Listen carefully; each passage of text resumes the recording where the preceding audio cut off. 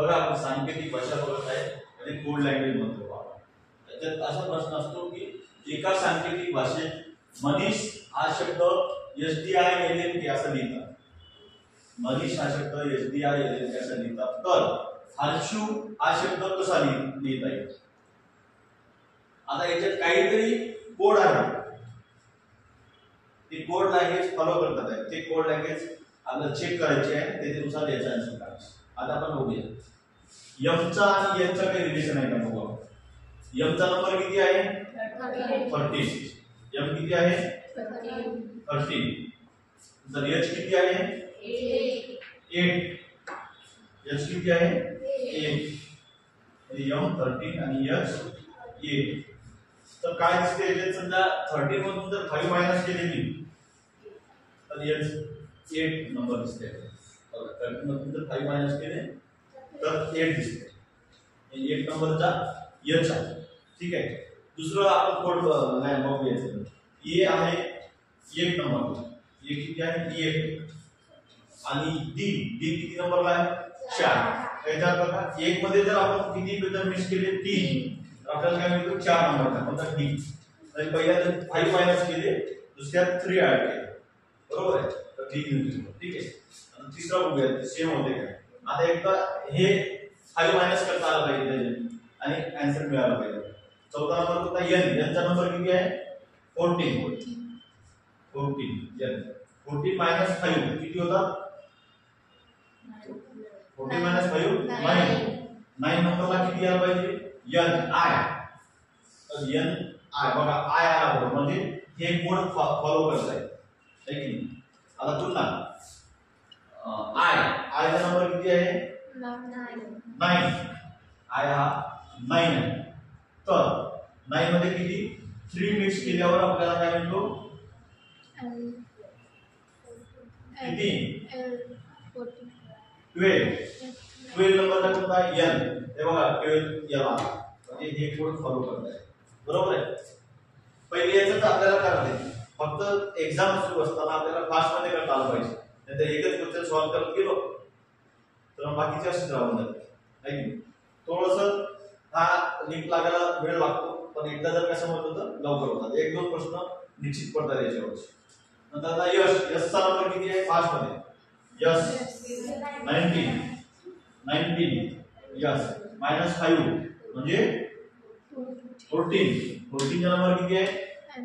n आहे का बघा इकडं? हे n आहे, बरोबर आहे. म्हणजे हे असे फॉलो करणार. एक शेवटचं राहिलं तर h चा नंबर किती आहे? 8 मधून जर 3 मायनस केलं तर आपल्याला k मिळेल.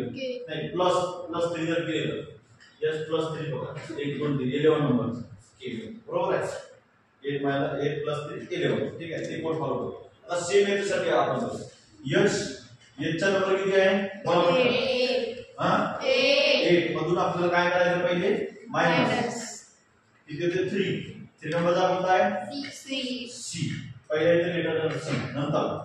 नंतर ए 1 नंबर 1 प्लस 3 करणार म्हणजे 4 नंबरला किती आहे? डी, बरोबर आहे. पहिले सी आला, मग डी आला, नंतर पुन्हा आर किती नंबर आहे?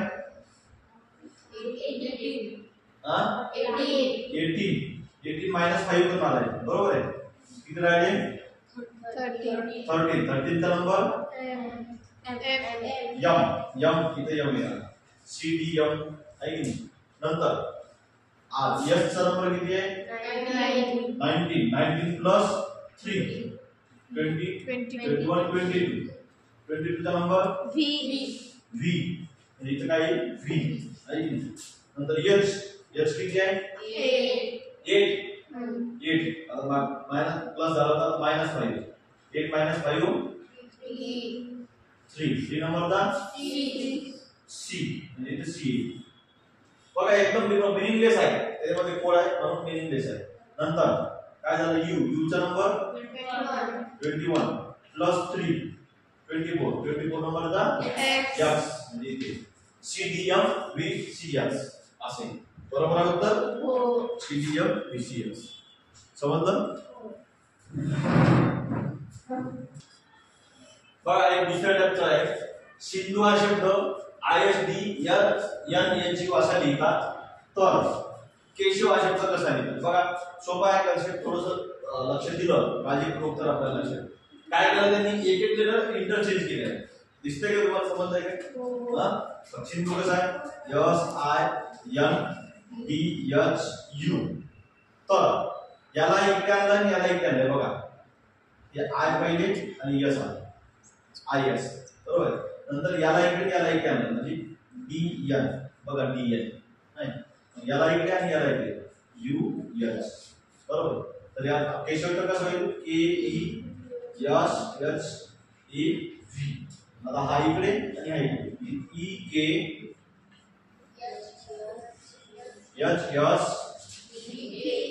EKHSVA बरोबर आहे EKHSVA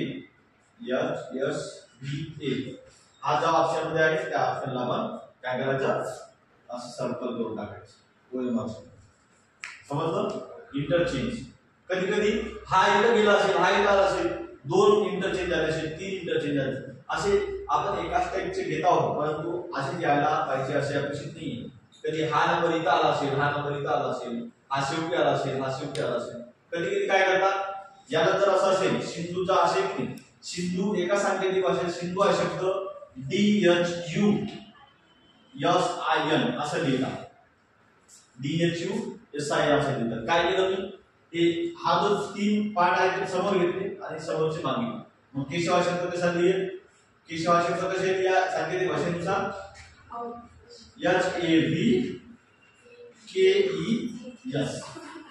आहे की किंवा कधी कधी काय करतात सिंधू हा शब्द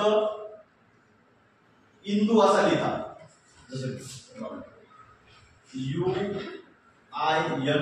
UINDHS शेवटचे चेंज केली यू का यस केलं यस ला यू केलं तर केशवला काय VESHAK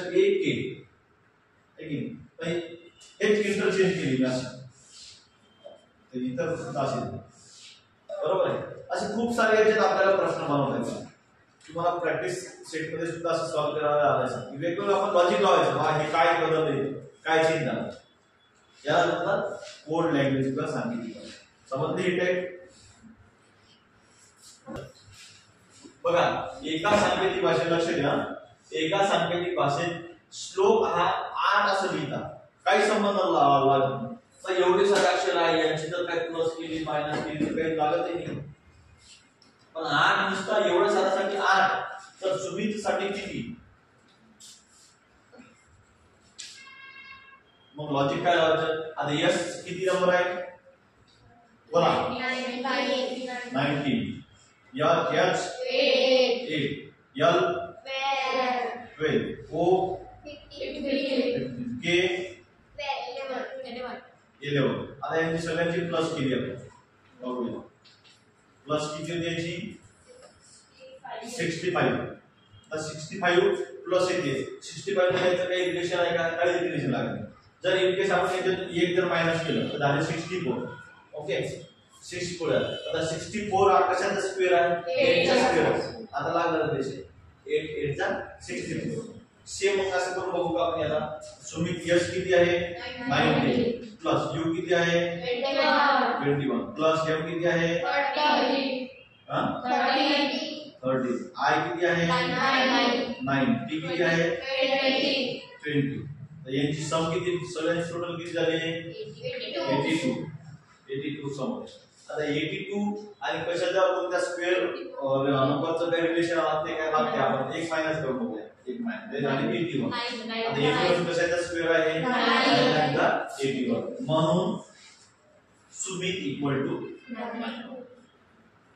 बरोबर किंवा याच्या एवढी सरळ सरळ दिलं असतं त्यांनी हे नंबर दिला इथं 64 आहे इथं काय किंवा असे देतात इथं जर समजा इथं 64 आला किंवा यांची समजा 65 आली म्हणजे समजा 65 आली किंवा तरी श्लोक इक्वल टू 70 तरी इक्वल टू किती आता 65 याचे प्लस 5 केले त्याचे म्हणजे 70 म्हणून इथं काय आलं 81 प्लस 5 86 असं काहीतरी रिलेशन ते बनवतात कोड बनवतात आणि त्याच्यामुळे आपल्याला आन्सर फाइंड आउट करायला त्रास झाला पाहिजे हा त्यांचा उद्देश आहे की तुमची ते मेंटॅलिटी चेक करताय. त्रास देणं हा उद्देश नाहीये, तुमची मेंटॅलिटी चेक करताय तुम्हाला हे कितपत येत आहे. बरोबर आहे. 3 टेक संपले आपले.